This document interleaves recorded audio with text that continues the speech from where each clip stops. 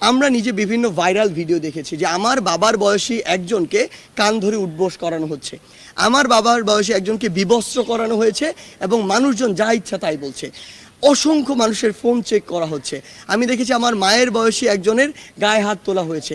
এরকম অসংখ্য অনাকাঙ্ক্ষিত ঘটনা ঘটেছে। আমরা সাংবাদিক ভাই বোনদের উপরে হামলার বিভিন্ন ঘটনা প্রত্যক্ষ করেছি। আমাদের জায়গা থেকে স্পষ্ট কথা, যেই স্পিরিটটিকে সামনে রেখে আমরা এই গণবিপ্লবটি করেছি, 16 বছরে যে নির্যাতন, নিপীড়ন কিংবা মানুষের যে প্রকাশ করার, যে কোনো অনুভূতি প্রকাশ করার, কথা বলার যে অধিকারটি ছিল সেটি যে হরণ হয়েছিল, এই সব কিছু দুর্নীতি থেকে শুরু করে নিপীড়ন, অত্যাচার, এগুলোর বিরুদ্ধে গিয়ে কিন্তু এই গণবিপ্লব।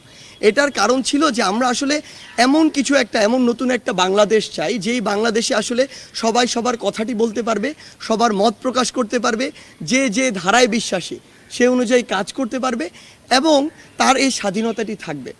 আমরা আওয়ামী লীগের সময় বিগত 16 বছরে যে বিষয়গুলো দেখেছি, যে আপনি আওয়ামী লীগ ছাড়া অন্য যে কোনো দল যদি করতেন, আপনাকে মামলা দিয়ে হয়রানি করা হয়েছে, কিংবা আপনাকে একটি মিটিং করতে দেওয়া হয় নাই, আপনাকে জেলে কিংবা আদালতে চক্কর কাটতে হয়েছে। এই সামগ্রিক বিষয়গুলো আমরা আমাদের জায়গা থেকে বিশ্বাস করি যে এগুলো হওয়া উচিত না। কিন্তু গতকালকে আমরা এমন বেশ কিছু চিত্র দেখেছি যেই জায়গাগুলোতে আসলে স্টুডেন্টদের কিছু পার্টিসিপেশন ছিল।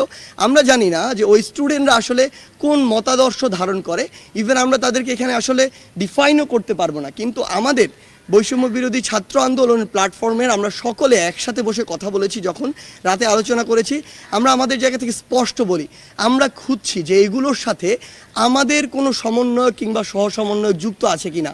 আমাদের জায়গা থেকে স্পষ্ট ডিসিশন, আমরা খুঁজে তথ্য প্রমাণের ভিত্তিতে যদি সিঙ্গেল একজন সমন্বয়ক বা সহসমন্বয়ক পুরো বাংলাদেশে পেয়ে থাকি, এটার সাথে যুক্ত কোনোভাবে, আমরা তৎক্ষণাৎ তাকে আমাদের ওই কমিটি থেকে, ওই টিম থেকে বহিষ্কার করব। এটা আমাদের প্রথম ডিসিশন।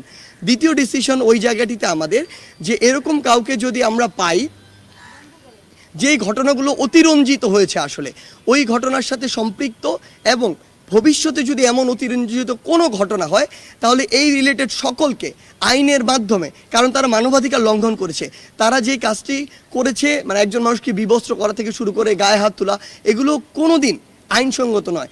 সেই জায়গা থেকে তাদের আইনগত ব্যবস্থা নেওয়ার জন্য যা করা প্রয়োজন, একটি প্রেশার গ্রুপ হিসেবে বৈষম্য বিরোধী ছাত্র আন্দোলন সেই কাজটি করবে। এবং আমাদের যেমন 2 জন ছাত্র প্রতিনিধি আসলে অন্তর্বর্তীকালীন সরকারে রয়েছে, সেই জায়গাতেও তাদের মাধ্যমে যেভাবে বিচার নিশ্চিত করা যায়, আমরা সেই কাজটি করব।